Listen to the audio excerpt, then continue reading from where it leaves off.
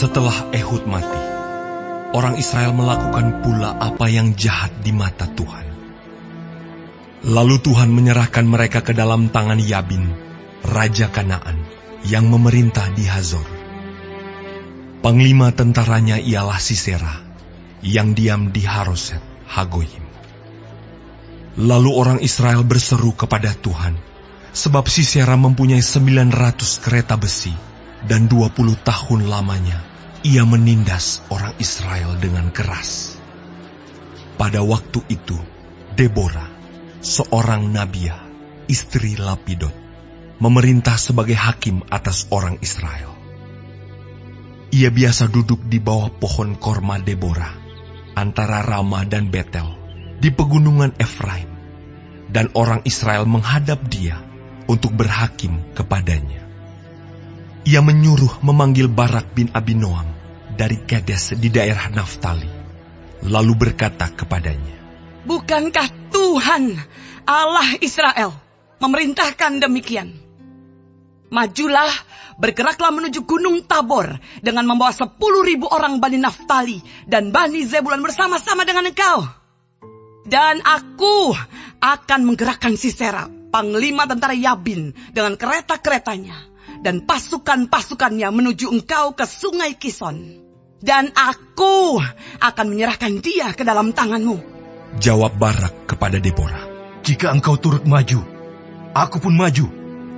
Tetapi jika engkau tidak turut maju, aku pun tidak maju." Kata Deborah, "Baik, aku turut. Hanya engkau tidak akan mendapat kehormatan dalam perjalanan yang kau lakukan ini. Sebab Tuhan akan menyerahkan Sisera ke dalam tangan seorang perempuan." Lalu Deborah bangun berdiri dan pergi bersama-sama dengan Barak ke Kedes. Barak mengerahkan suku Zebulon dan suku Naftali ke Kedes. Maka 10.000 orang maju mengikuti dia. Juga Deborah maju bersama-sama dengan dia.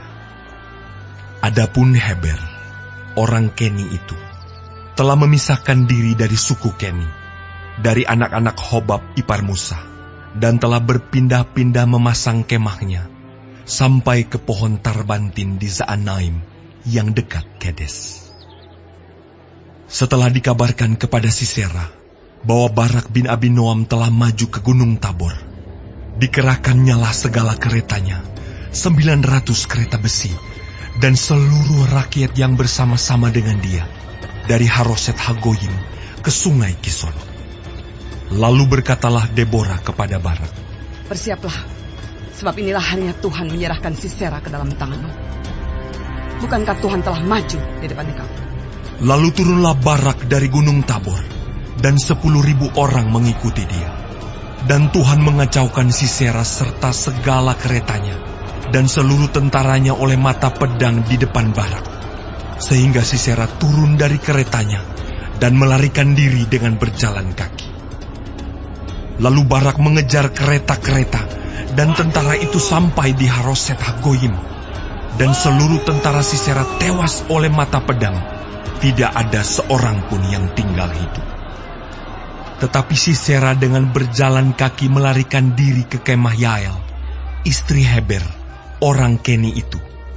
Sebab ada perhubungan baik antara Yabin, Raja Hasor, dengan keluarga Heber, orang Keni itu. Yael itu pun keluar mendapatkan Sisera dan berkata kepadanya, "Singgahlah tuanku, silakan masuk, jangan takut."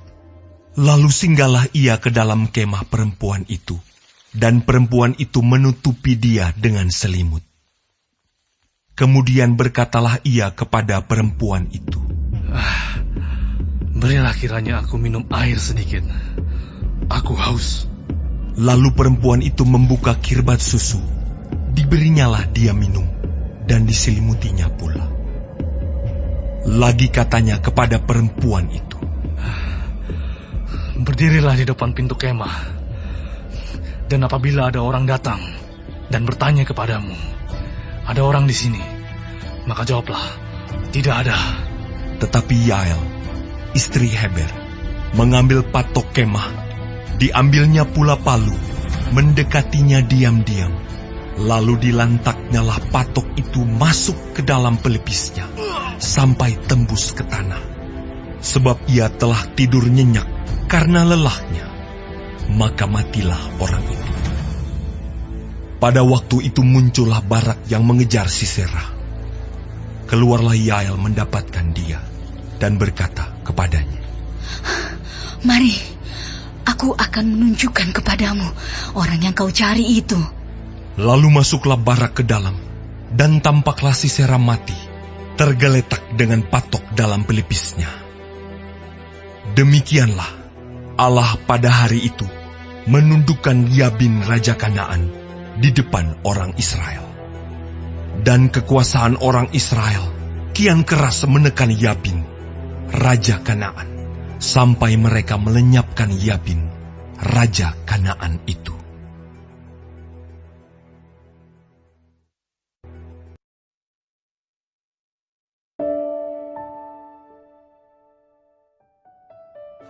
Shalom, saudara-saudaraku yang kekasih di dalam Tuhan Yesus Kristus. Puji Tuhan kalau hari ini kita dapat mempelajari firman Tuhan dari Hakim-Hakim 4. Tuhan Yesus memberkati. Mengenai Deborah dan Barak, serta juga mengenai Yael. Saudara, kita lihat di sini ajaib. Tuhan bisa memakai siapapun untuk menjadi alatnya Tuhan kalau dia bersedia. Tuhan bekerja menolong umatnya dengan cara yang unik.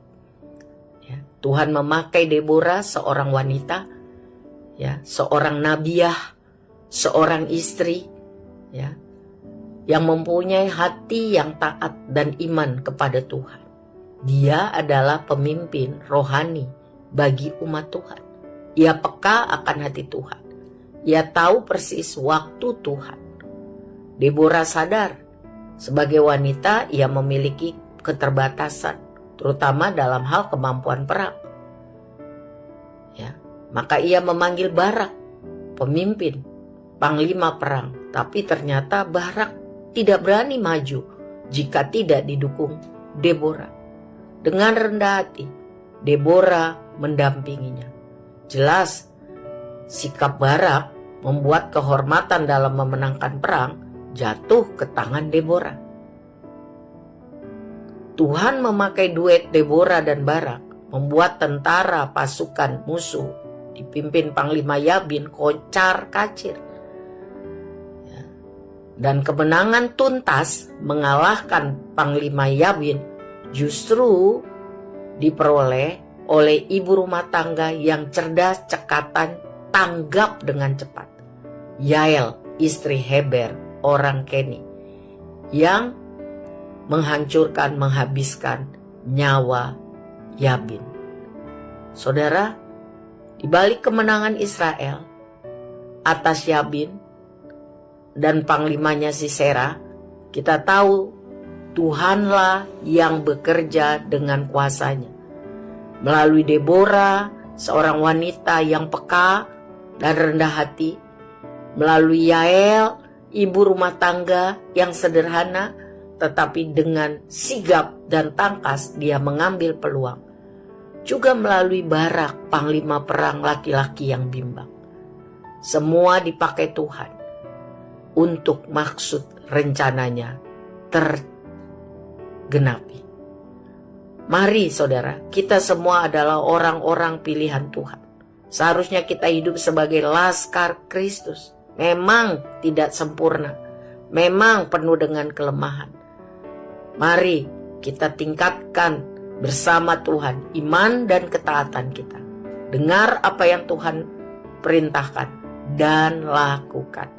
Kalau kita dipakai Tuhan, ingat jangan sombong, semua anugerah Tuhan.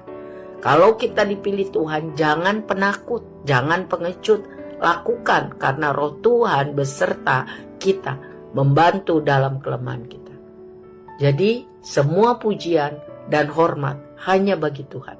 Bersiap-siaplah untuk dipakai Tuhan setiap hari, supaya banyak orang mengenal Tuhan melalui kehidupan kita. Amin. Tuhan Yesus